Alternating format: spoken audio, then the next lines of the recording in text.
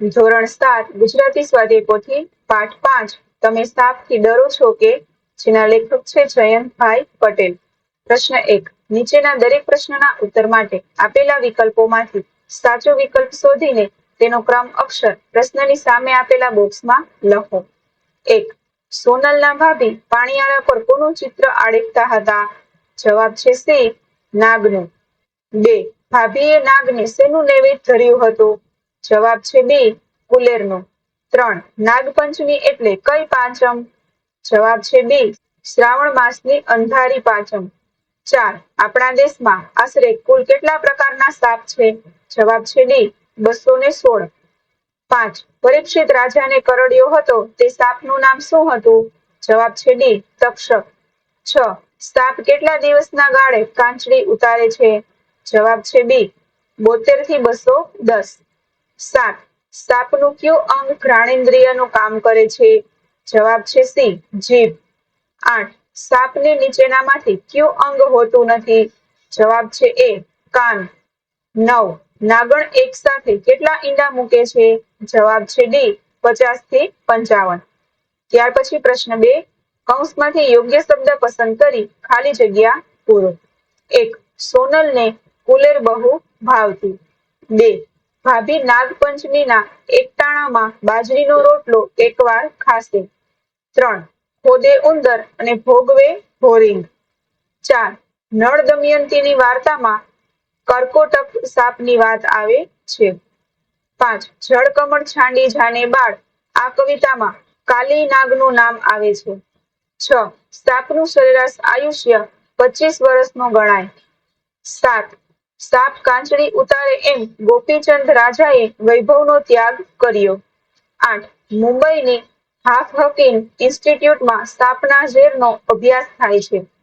9. અજગર 8 મહિના સુધી ભૂખ્યો રહી શકે છે. 10. સાપ માણસ જાતનો મિત્ર છે. ત્યાર પછી પ્રશ્ન 3. નીચેના વિધાનો પૈકી જે વિધાનોમાં સાપ વિશેની હકીકત રજૂ થઈ હોય તો હા અને સાપ વિશે પ્રવર્તતી ખોટી માન્યતા રજૂ થઈ હોય તો ના લખો. 1. સાપ દૂધ પીએ છે? હા અને ના. 2. સાપને 2 જીભ હોય છે? ના. 3. નાગનો મણી બહુ કિંમતી હોય છે? ના. 4. સાપ ઘરડો થાય ત્યારે તેને મૂછ ફૂટે છે? ના.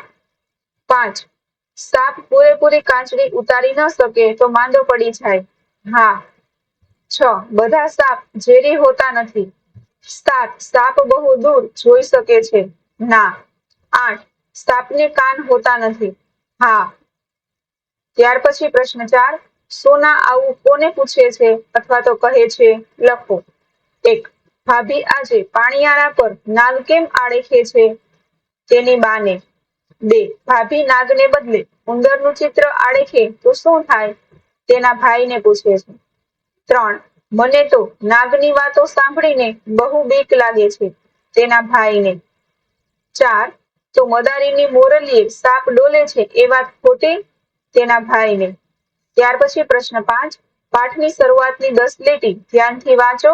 પછી ઘટનાની સામે સોનલે શું કર્યું તે જોડવા સોનલની ક્રિયાનો ક્રમ અક્ષર લખો. 1. ભાભી પાણીયાળા પર નાગનું ચિત્ર આડેકતા હતા. જવાબ આવશે બ. સોનલને અચરજ થયું. 2. તું ત્યાં ઊભી રહે અને ધ્યાનથી જો. જવાબ આવશે ડ. સોનલ પાણીયાળા પાસે પાછી ગઈ. 3. કુલેરનું નૈવેદ્ય ધર્યું હતું. જવાબ આવશે અ. સોનલના મોંમાં પાણી આવ્યું. 4. ભાભી ગઈકાલનો બનાવેલો રોટલો આજે એકવાર ખાશે. જવાબ આવશે ક. એમ શું કરવા કરતા હશે તેવો પ્રશ્ન થયો.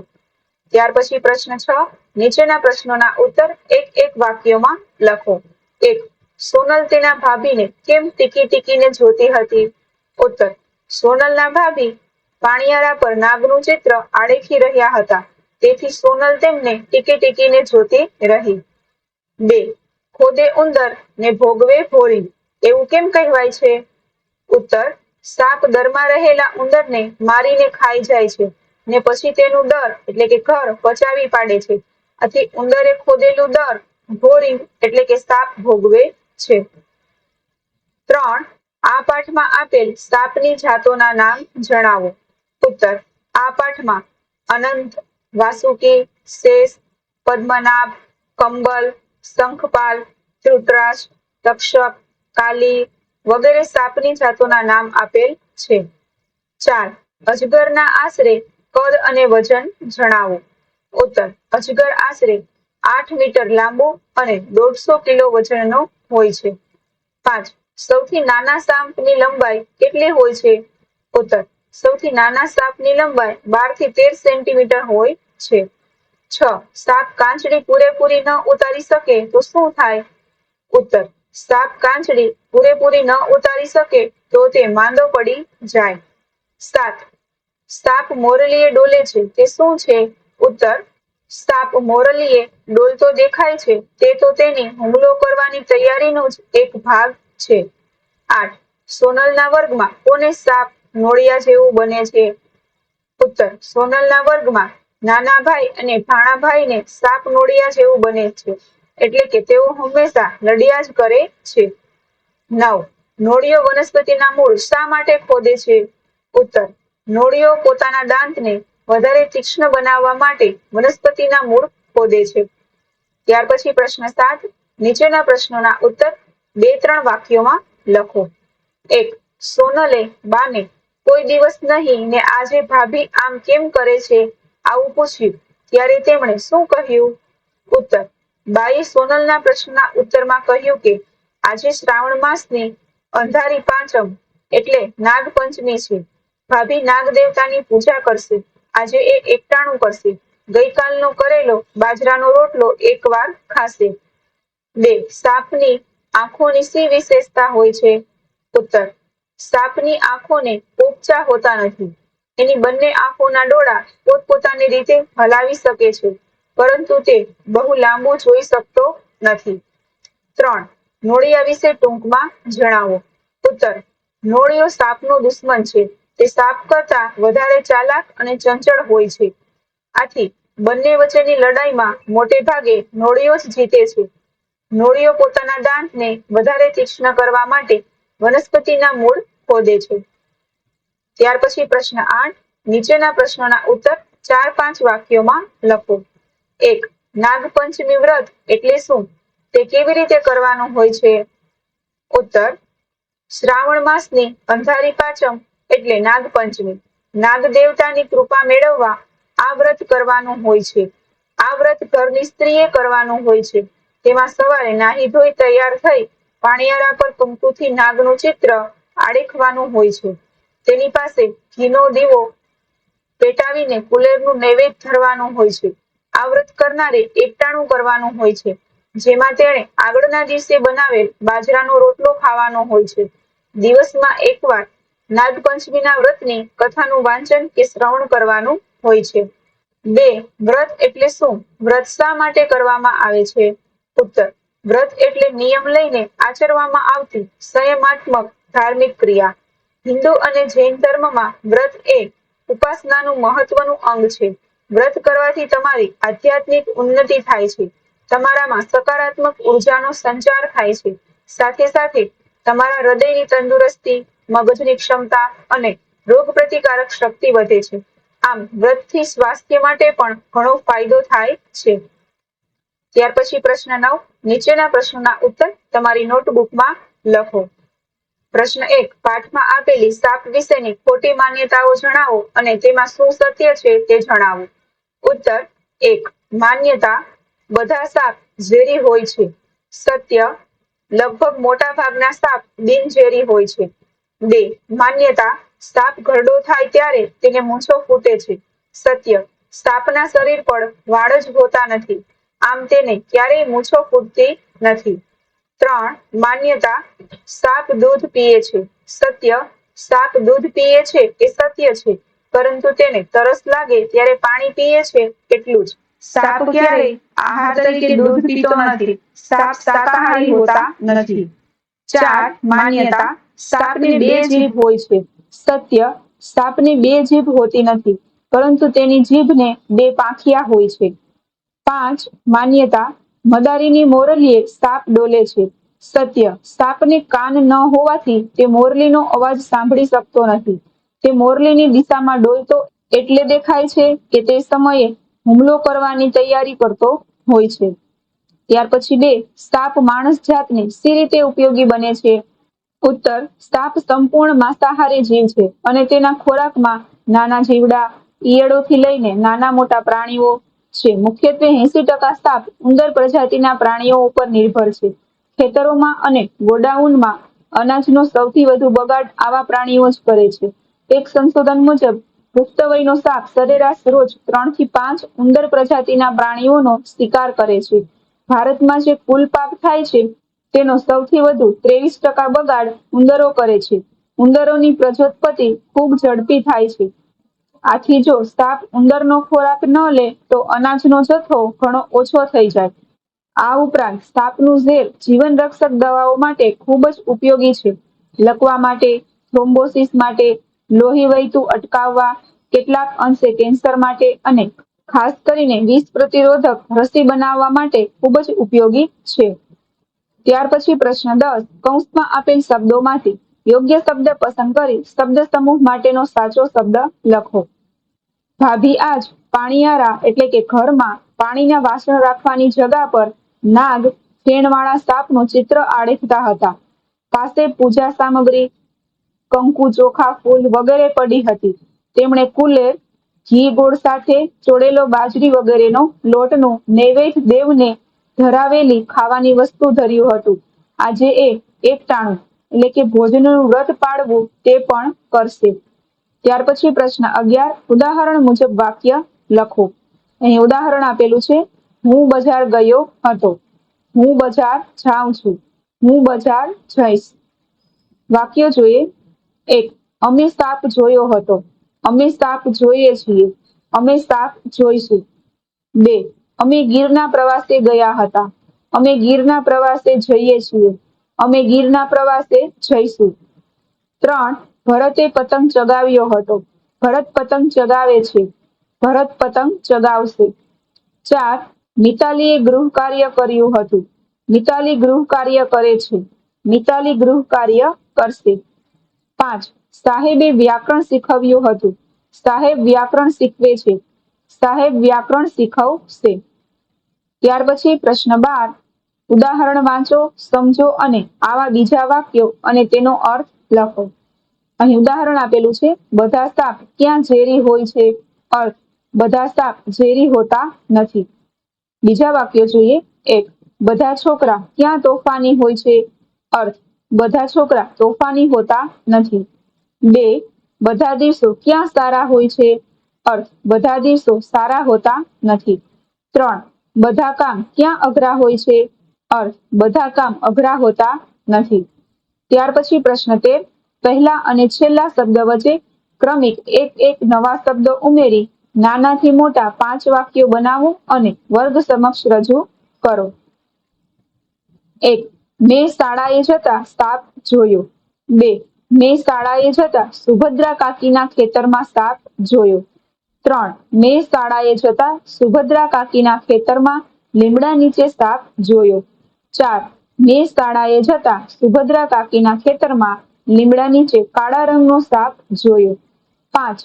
મેં શાળાએ જતા સુભદ્રા કાકીના ખેતરમાં લીમડા નીચે કાળા રંગનો લાંબો સાપ જોયો.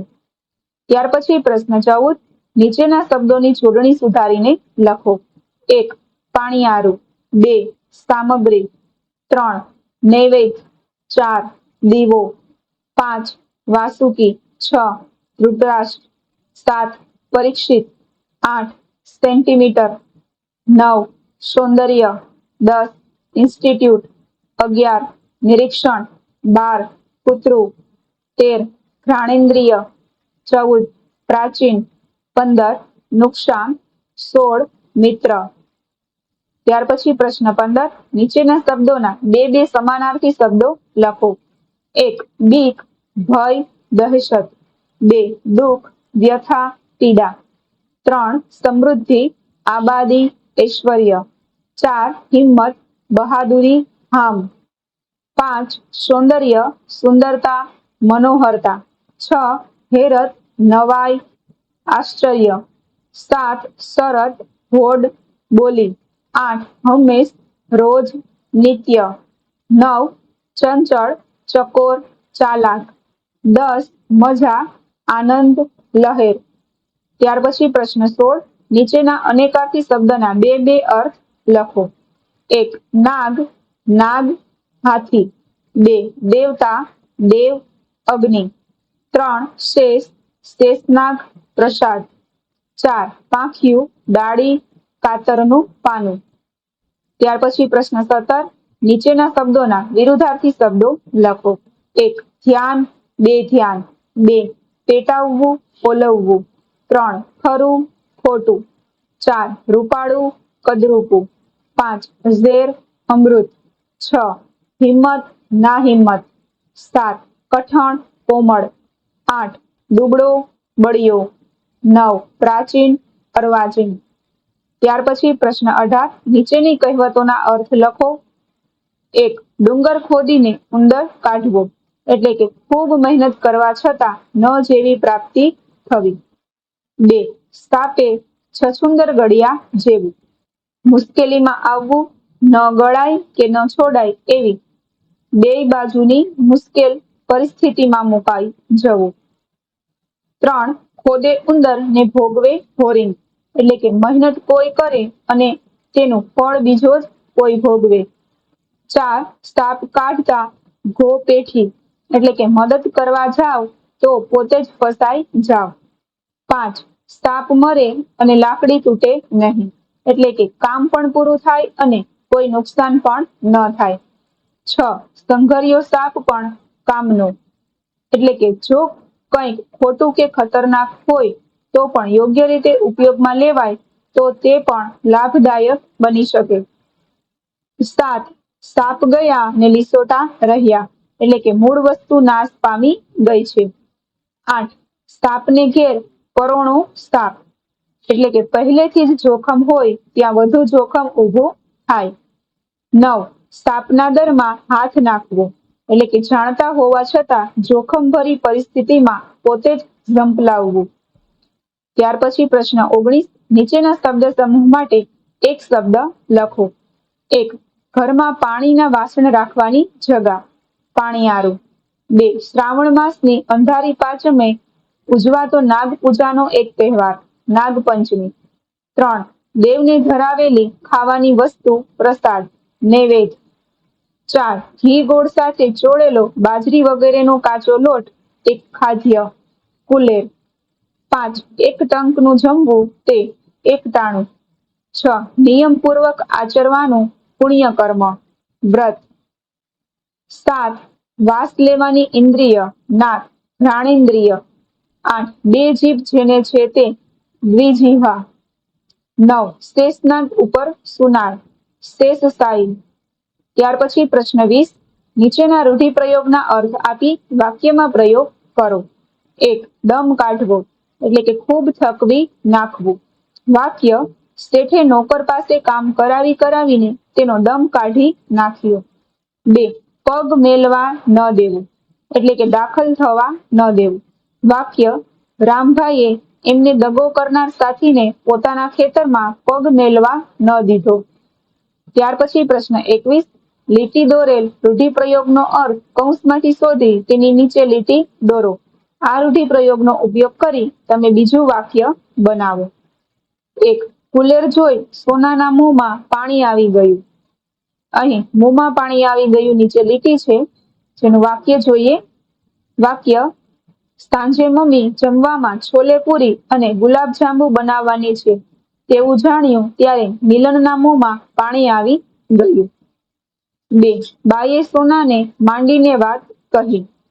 વાક્ય, ફિલ્મ જોઈને આવેલા રાકેશે તેના મિત્રોને ફિલ્મ વિશે માંડીને વાત કહી.